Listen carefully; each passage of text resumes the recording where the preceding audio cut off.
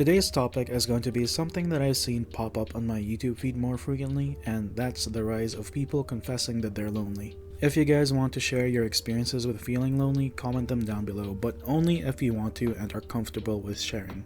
Before we go into the reasons why I think loneliness is on the rise, I did a smidgen of research and what I found was pretty concerning. I'll leave links to my sources in the description as always. Anyway, I'll just shotgun the major talking points of the articles. 1 in 4 adults feel lonely globally. Early mortality, declining mental health, issues in sleep quality and confidence, lack of motivation, increased risk of heart disease, stroke, and dementia. One of the sources also mentioned that loneliness is a problem on par with smoking, obesity, fitness, and air pollution.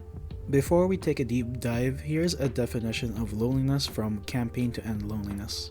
It's quote-unquote, an unwelcome feeling of lack or loss of companionship where there is a mismatch in the quantity and quality of the relationships we have and those that we want. And here's the first reason why I think there's a rise in this problem. Some of the articles I mentioned also attributed these things as a contributing factor to loneliness. First reason, the plague. Now, I won't say too much on this topic, we already know what's happened with the Big Sick. People had to isolate in order to, as much as possible, decrease the risk of the plague spreading more. Please wear a mask, the world does not revolve around you and your opinions. Lockdown meant that people had to stay and work from home, which I think was nice. There's a bit of a rise of people wanting remote work to be implemented more, maybe even permanent. But staying home more often meant that people had less contact with those they normally would. No small talk, no conversations, no laughing at inside jokes with coworkers. And I think for some people, they actually kind of rely on coworkers for interactions. Some of them probably spend more time with their colleagues instead of their family, which is, if you think about it, actually kind of sad. Hopefully with the whole plague being sort of maybe over, the whole experience reestablished what is most important in people's lives. But while the Big Sick might have changed some aspects of our lifestyle culture, one thing has still stuck around, and it's mainly in the online space: social media.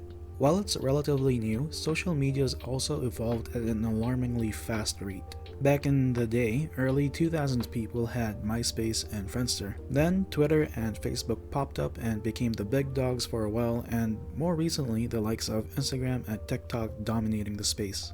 To some extent, YouTube and Discord as well. I mean, would you consider Discord as social media? I don't know, kind of in my opinion. But let's put our focus on the ones where people share their personal lives the most.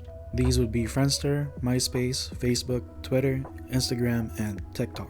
In social media's early days, I don't think loneliness was much of a problem, mainly because, in my perspective, people weren't hyper-focused on how many likes their pictures got on their profiles. But especially because people back then were more cautious from what I have observed. Like, sure, you could post your pictures with your friends online, but social media and the internet were still pretty young. You had all these ridiculous things pop up, like your uncle from Nigeria promising to give you a buttload of money, which I still haven't received, or the chainmails that supposedly hold curses. And growing up in that time period, millennials were for the most part cautious about everything they saw on the internet. And I think this also bled into their sense of privacy. But that doesn't mean that all millennials would keep up with this habit. Nowadays, social media is flooded with all sorts of things: ads, videos, a plethora of content. But one thing that probably is quite criminal are those influencers who post the best of their lives. You know of what I speak.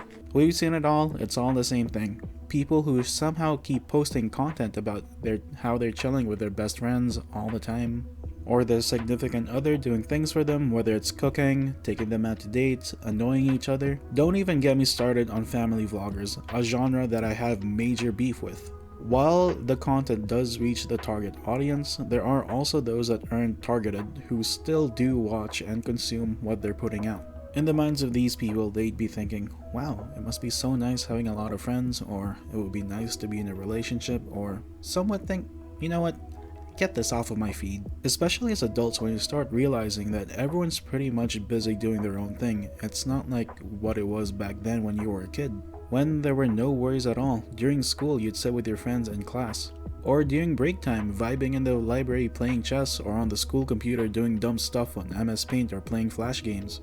This also kind of bleeds into college, but once you graduate, what then?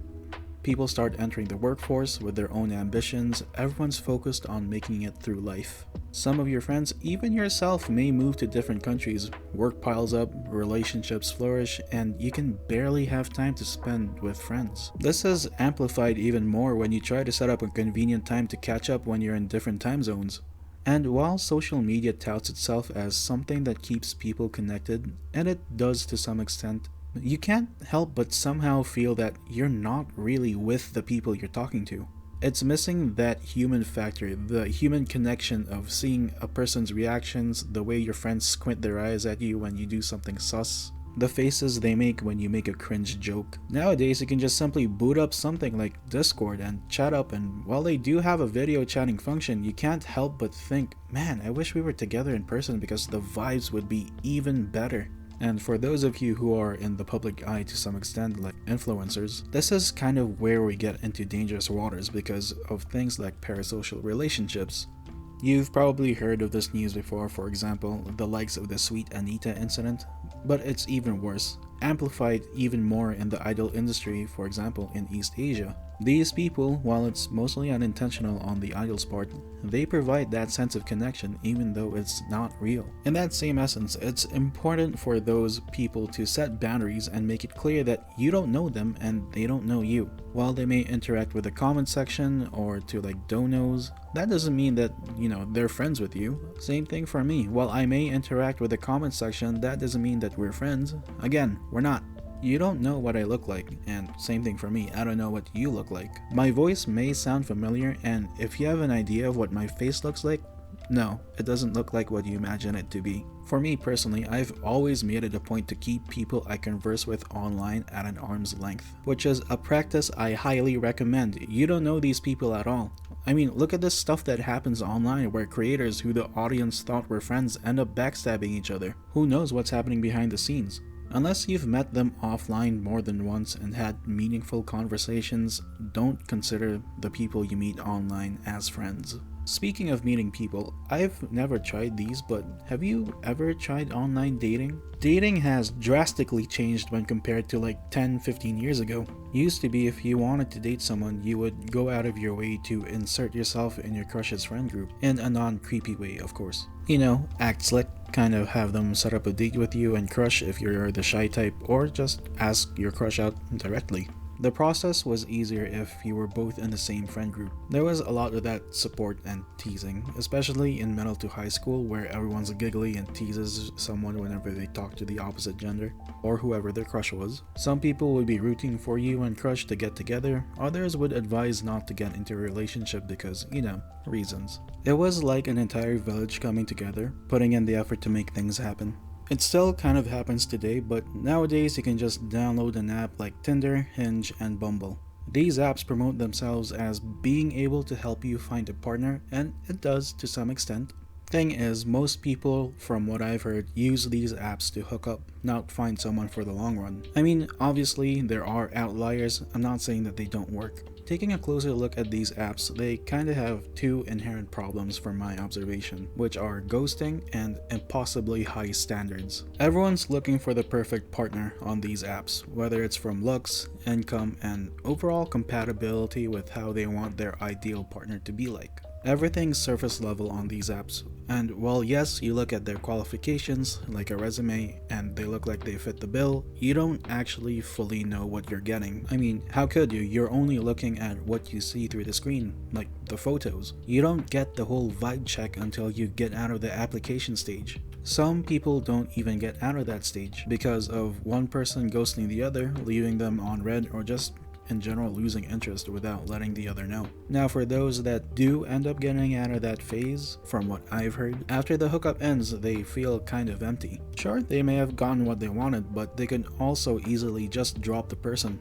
entirely cut them off. Never talk to them again. It's only one night after all, or they can keep in contact to keep doing it. And who knows, maybe something might happen which requires even more effort on both ends. All this to say that with the rise of dating apps, there are literally no strings attached. No prior connections to keep up with, nothing at all. Hell, it's a stranger that you hooked up with. Whereas before you had all these people in a friend group and, break up with someone you thought was going to be your forever soulmate, stories might start popping up from both sides and the friend group starts to break from the inside. Well, not to be that dramatic, but there could be more friction between friends. Of course, each individual in the group has their own opinions. Some might end up hating and excluding one person while the others hold a neutral stance. Others still will do their best to keep good relations. With dating apps, even if you do end up sleeping with someone, you could still end up feeling lonely. Side note, this also applies to hobby apps. People might share the same interests as you, and you might decide to go to one of the meetups advertised,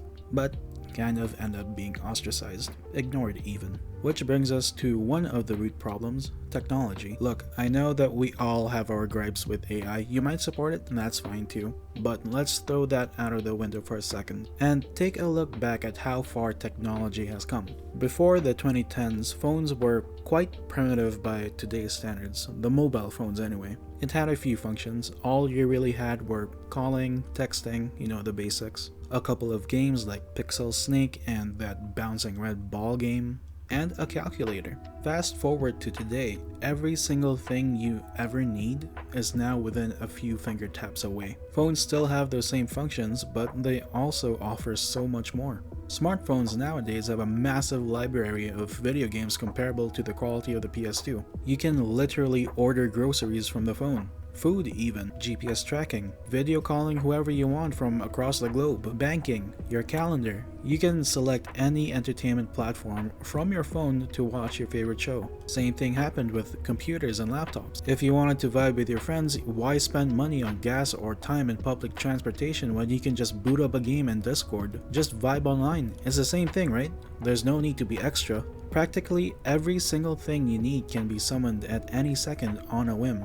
We've never been more connected in the history of humanity, and yet not feel more disconnected at the same time because it's absolutely not the same thing. Sure, everything's more convenient with technology, but for example, sometimes when you're living far away from people you care about, like your family and friends who live in different countries, or if you've never stepped outside the country or place you were born in and you want to chill with your friends, and you ask them but they just want to stay home and vibe with games, like just chill online, hop on, you start to realize that despite being connected through technology and being able to communicate through that medium, it's lacking the human essence, that human connection that's programmed into our DNA. If they could see us now, our ancestors would most definitely lose their shit. Like, the connection is there, but it also kind of isn't. It's like how amputees feel as if sometimes their body part is there. They're looking at the part and they try to move it. They can somewhat feel it, but it's not there.